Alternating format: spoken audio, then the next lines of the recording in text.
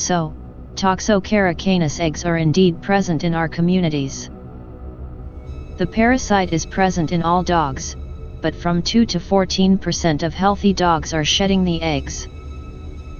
They are always present, but dogs only intermittently shed them. But you never know if your dog is shedding them at any given time. Dewormers lower the amount of worms in the intestinal tract, but don't eliminate them. Immediately after a deworming treatment, the worm burden starts building up again, and they can get immediately reinfected because they go back to contaminated areas. That's why they need to be constantly dewormed. Puppies have an even higher rate of infection. So, what does toxocara canis infection do to humans? If an egg is accidentally ingested, the larva can migrate to the eyes and cause blindness, or to the brain and cause serious brain injury, among many more horrifying effects. Toxocara is a parasitic roundworm. Inside Jade's eye, the toxocara parasites latch on to her retina. The parasite's presence causes inflammation and scarring to the eye, leading to her blurry vision, headaches, and ultimately the mass in her eye. So, how many people have actually been infected with toxocara? Numbers vary, from 5% to 28%. One of the scariest manifestations, ocular eye toxocariasis, can test negative for antibodies, despite clinical disease being present. The numbers are much higher in children, but as we know, the roundworm is never really gone, so a lot of adults could be testing negative, but have it latent in their brains. In one study, children aged 2 to 16 were tested for antibodies to toxocara, and it was found that 28% of males and 16% of females tested positive. Risk factors included having a dog under a year old, not washing hands before meals, and using public parks. It doesn't have dogs. There's a playground near Jade's home that is frequented by dog owners. They're kids. They touch dirt, they touch the grass, they touch the ground. I thought it could possibly have been contracted down there. Who washes their hands all the time, especially if they are playing outside, or at school? And isn't it true for most of us, that even if we are not eating, we do touch our faces? So, we have to tell our children that it's not safe for them to play in our parks, because we have prioritized our parks to be used as dog toilets instead. And, as everyone who has gone anywhere lately knows, it's not just our parks. It's our sidewalks, inside stores, restaurants, beaches, on benches, and literally everywhere, that people are now bringing their dogs, to contaminate the area. It is difficult for us to know how many of us have actually been infected with toxocara. After all, no one is testing us. There are many health conditions that are linked to toxocara infection, and if you get one of these conditions, it is very unlikely that anyone will link your problem with toxocara infection. Soon I will be going into more of the conditions that have been linked to toxocara canis infection, from epilepsy, schizophrenia, brain damage, developmental delays, asthma, blindness, behavioral changes, autism, breast cancer, and on, and on, and on and on.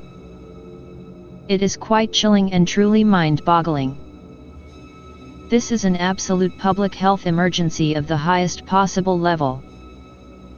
It seems that many more children than adults test positive, but even though the parasite remains for many years, or forever, the antibodies go down, and oddly, sometimes don't show up when the worm has migrated to the eyes, which is one of the most common things it does to our children. One study found 68 cases in 1 year of ocular toxocariasis. Vision loss occurred in 83% of the children, and was permanent in 68%. Most were children. Is this worth it? Why are we not taking our children's vision seriously?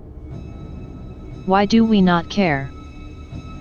Would you want to be responsible for a little child losing his vision, because your dog contaminated a park?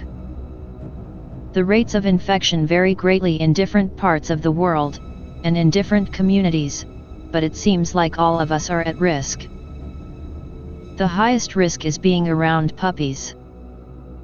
Despite what TV commercials and PetSmart would have you believe, it is not healthy or wholesome to have a child playing with a puppy.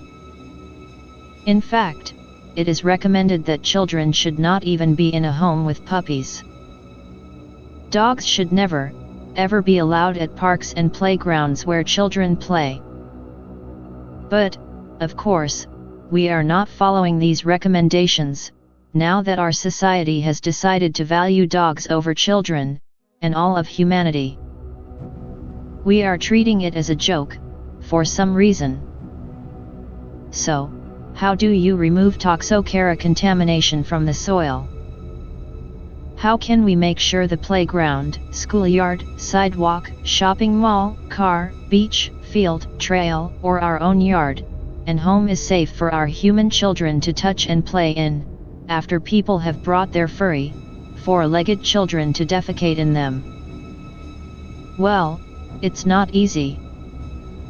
The worm eggs can live for weeks and even years in soil. You can get roundworms from your dog sleeping in your bed. You can get them from your dog's fur. You can get them from petting someone else's dog when you are out or at their house. These are the recommendations from the Centers for Disease Control and Prevention. Clean your pet's living area at least once a week. Wash your hands after handling pet waste. Do not allow children to play in areas that are used as a dog toilet. Wash your hands with soap and warm water after playing with pets, after outdoor activities, and before handling food. Who is following these? How could you be when you are bringing a dog into the grocery store, touching its mouth, getting dog saliva on your hand, and then touching food in the grocery store, or bringing your dog to a restaurant or beach? So, how do you kill roundworm eggs? Bleach and other disinfectants do not kill roundworm eggs. Hand sanitizer does not kill roundworm eggs. Chlorine does not kill toxocara eggs. If they get in the carpet, cleaning it and drying with a hot hair dryer might kill them, but you never really know if they are gone. Most chemical disinfectants don't kill toxocara eggs. The CDC says for us to treat feces-soiled decks, patios, and other surfaces with boiling water or a propane torch. So, the last time you saw dog shit out and about, like say, in a shopping center or a grocery store, did someone come along and disinfect the area with a propane torch? I know that's not what happened the last time I saw it. I saw dog shit on the floor in the produce department in Walmart, that had been tracked around quite thoroughly. A worker just came by with a bucket of dark, filthy mop water and a filthy mop, and moved the dog feces around with it. The filthy mop water was most likely used again in other areas of the grocery store, because it was not a bucket of clean water or a clean mop that she started with. I think it's terrible that we are allowing our grocery stores to be used as dog runs, especially since there are no proper cleaning protocols in place for disinfecting after dogs defecating in public, but I'm in a small minority that finds this disturbing. A site called Tame Dog Training recommends to designate a specific area in your yard for your dog to shit in, and steer clear of that area, and disinfect it with a disinfecting product that they sell. Remove feces immediately. Test your dog for parasites twice a year and after visiting places like dog parks, boarding facilities, and daycares. Keep your dog away from children's play areas, sandboxes, and kiddie pools, and don't touch soil, sand, or plants that have come in contact with your dogs. shit, avoid dog parks, and beware of waste disposal services that may bring parasites to your home. In fact, I don't think there is a lawn disinfectant that is safe to use, so they are not recommended. Now, if these are the recommendations, how is all of that possibly happening when people are bringing their dogs to sidewalks and everywhere else to shit? Why are people now bringing dogs into schools, libraries, hospitals, bookstores, makeup stores, etc.? This is so unfair. Dog people are unconcerned about getting parasites, capnocytophaga, or any of the other pathogens dogs can carry, but we non-dog people don't have a choice, because they are infiltrating everywhere. This site also states that dogs can become infected with parasites when they walk across these contaminated surfaces and track parasite eggs throughout the yard or house. They ingest eggs while licking their paws. Many show no symptoms, making them silent spreaders of disease in your house. Now, I really don't understand how anyone can become aware of this, and not think that they would want to stay away from dogs, as it is almost impossible to keep yourself and your family safe from parasites if you don't. It's just not worth it. How is this risk worth being around a dog?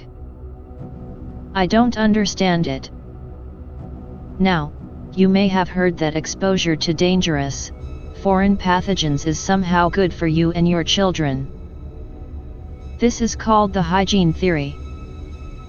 This is based on a recent report that growing up with a dog reduced the chances of getting Crohn's disease. Well, in fact, the study says there was a reduced risk from growing up with a dog, and also living with a large family. So, they don't have to be dogs. So, maybe just try seeing more people if you have a small family. If there is actually a benefit, could it mean that children are, in fact, getting infected with toxocara? The study found that there was a benefit with dogs, but not cats.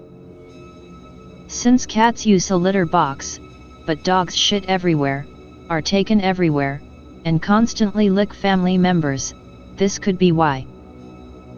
If it is beneficial to be exposed to more pathogens as a child, this is not the way to do it, though. Dogs simply carry way too many foreign and dangerous pathogens to justify being around them in order to be exposed to more microbes.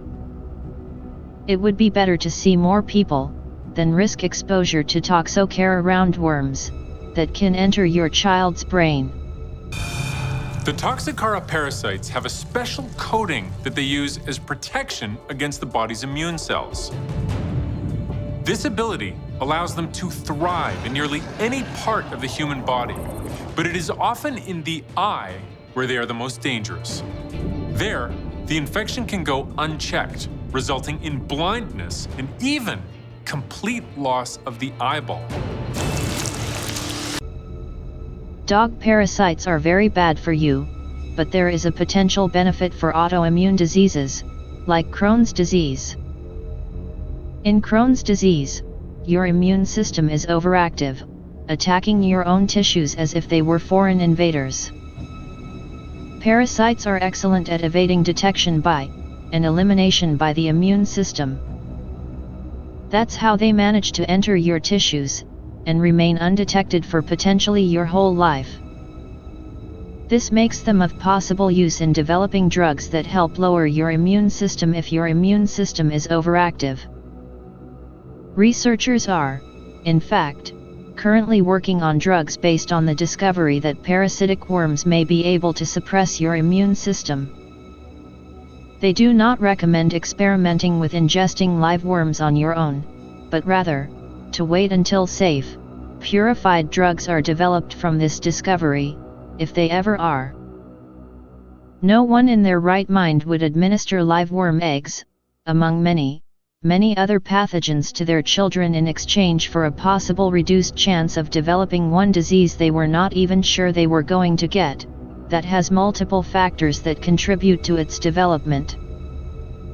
Immunotherapy with parasitic worms, helminths, is still experimental and unproven at this point. The hygiene theory is only one possible contributor to the risk of developing autoimmune diseases, and it hasn't been proven. Heredity and other factors also play a role. Please stay tuned for parts 5 and 6 coming up very soon.